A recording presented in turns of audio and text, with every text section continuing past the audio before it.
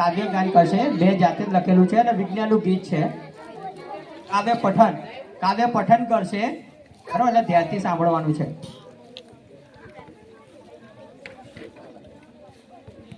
કાર્બોદિત, protein, ચરબીની સાથે vitamin, ખનિજ, ક્ષારો એ પોષક દ્રવ્યો રે.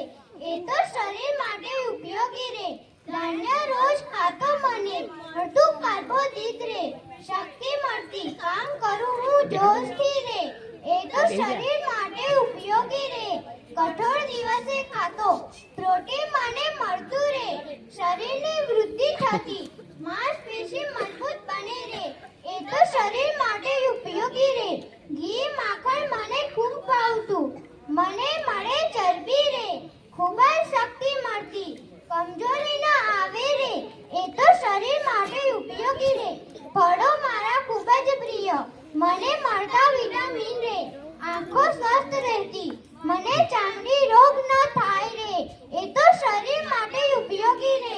દૂધ મારું પ્રિય પીણું, એ તો સમજો આહાર કહેવાય રે. તાજગી સ્ફૂર્તિ રહેતી, હાડકાં મજબૂત કરે રે. એ તો શરીર માટે ઉપયોગી રે.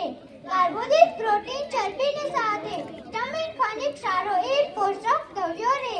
એ તો શરીર માટે ઉપયોગી રે. એ તો શરીર માટે ઉપયોગી રે.